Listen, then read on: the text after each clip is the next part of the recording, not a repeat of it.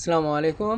আশা করি সবাই ভালো আছো। এসএসসি ব্যাচ 2026 অ্যান্ড 27 তোমাদের সাধারণ গণিত বইয়ের অধ্যায় নম্বর 17, অধ্যায়ের নাম হচ্ছে পরিসংখ্যান। এই অধ্যায়ের একটি গুরুত্বপূর্ণ ক্লাস নিয়ে তোমাদের সামনে হাজির হয়েছি। এই ক্লাস থেকে আমরা শিখব কিভাবে একটি গণসংখ্যা সারণী থেকে এই যে প্রচুরক, তারপরে মধ্যক এবং সংক্ষিপ্ত পদ্ধতিতে গড় নির্ণয় করতে হয়। আমরা প্রথমে শিখব কিভাবে প্রচুরক নির্ণয় করতে হয়। তাহলে দেখো, প্রচুরক নির্ণয় করার জন্য আমাদের সর্বপ্রথম জানতে হবে যে আমার প্রচুরক শ্রেণী কোনটি। প্রচুরক শ্রেণী আগে আমাকে নির্ণয় করতে হবে। তাহলে প্রচুরক শ্রেণী হলো যে আমার যে শ্রেণীতে সর্বোচ্চ গণসংখ্যা রয়েছে সেটি হচ্ছে প্রচুরক শ্রেণী। তাহলে এখানে আমার কয়টা শ্রেণী আছে দেখো তো, 1টা 2টা 3টা 4টা 5টা 6টা। এই 6টা শ্রেণীর মধ্যে আমি দেখবো আমার সর্বোচ্চ গণসংখ্যা কত। এই 6টা শ্রেণীতে আমার সর্বোচ্চ গণসংখ্যা রয়েছে কত, 12। তাহলে এই 12 যে শ্রেণীতে রয়েছে সেই শ্রেণী হচ্ছে আমার কি, প্রচুরক শ্রেণী। তাহলে আমরা লিখবো এভাবে যে সর্বোচ্চ গণসংখ্যা 12 আছে 61 থেকে 65 শ্রেণীতে। অতএব প্রচুরক শ্রেণী 61 থেকে 65। অতএব প্রচুরক নির্ণয় সূত্র হচ্ছে কি, দেখো যে এল প্লাস F1 ভাগ F1 প্লাস F2 গুণিত এইচ।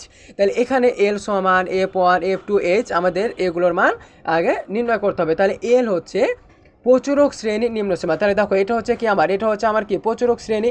এই প্রচুরক শ্রেণীর 61 হচ্ছে ছোট সংখ্যা, 65 হচ্ছে বড় সংখ্যা। তাহলে এই ছোটোটা হচ্ছে কি আমার যে কোনো শ্রেণী, ছোটোটা হচ্ছে কি নিম্নসীমা। তাহলে এখানে আমি প্রচুরক শ্রেণীর নিম্নসীমা পেলাম কত, 61। কারণ আমার প্রচুরক শ্রেণীর নিম্নসীমা লাগবে, কারণ আমি জানি যে এখানে এল এর মান হচ্ছে প্রচুরক, এল এর মান হচ্ছে সবসময় কি নিম্নসীমা। তাহলে এখানে প্রচুরক শ্রেণীর নিম্নসীমা কত, 61।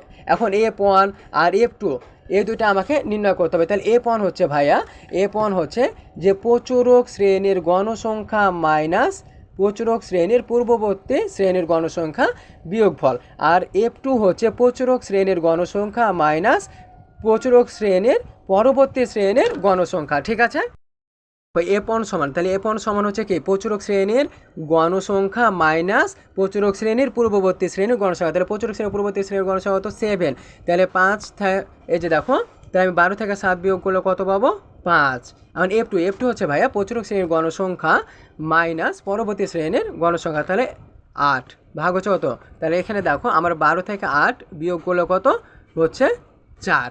আর এইচ হচ্ছে ভাইয়া, এখানে এইচ হচ্ছে শ্রেণী ব্যবধান। তাহলে শ্রেণী ব্যবধান কত দেখে তো, এই যে 61 থেকে 65 এই শ্রেণী ব্যবধান কত ভাইয়া। তাহলে দেখো নিম্নসীমা থেকে গণনা করবা। তাহলে 61 62 63 64 65। তাহলে এখানে আমি শ্রেণী ব্যবধান পাইলাম 5। তাহলে আমি এখানে কি করব, প্রত্যেকটার মান আমি বসিয়ে দেবো। তাহলে দেখো এখানে এল, এই যে এখানে এল এর মান কত, 61 যোগ এখানে F1 এর মান কত, এই যে 5। তাহলে 5 ভাগ F1 এর মান কত, 5 যোগ এখানে দেখো F2 এর মান কত পেয়েছি, 4। এই যে 4 বসে হলো গুণিত এইচ এর মান কত এখানে, এই যে 5। ঠিক আছে।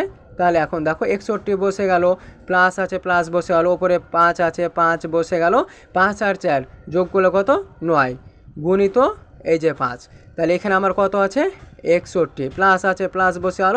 এই যে এটা হচ্ছে ভগ্নাংশ, ভগ্নাংশের সাথে কোনো কিছু যদি গুণ থাকে সেটা কার সাথে গুণ হয়, উপরের সাথে লবের সাথে। তাহলে 5 5 25 ভাগ হচ্ছে 9। তাহলে আমরা কি করব এখন দেখো, এই যেখানে 25 ভাগ হচ্ছে কত, 9। তাহলে আমার কি, এই যে দেখো এখানে 61 আছে, 61 বসে হলো, প্লাস আছে প্লাস বসে হলো। এখন 25কে 9 দেওয়া ভাগ করলে আমরা পাবো কত, 2.77, অর্থাৎ 2.77। এখন এই দুইটা যদি আমরা যোগ করে দিই তাহলে আমাদের হয়ে গেল কি, এই যে প্রচুরকের মান আমরা পেয়ে গেলাম। এটা হচ্ছে কি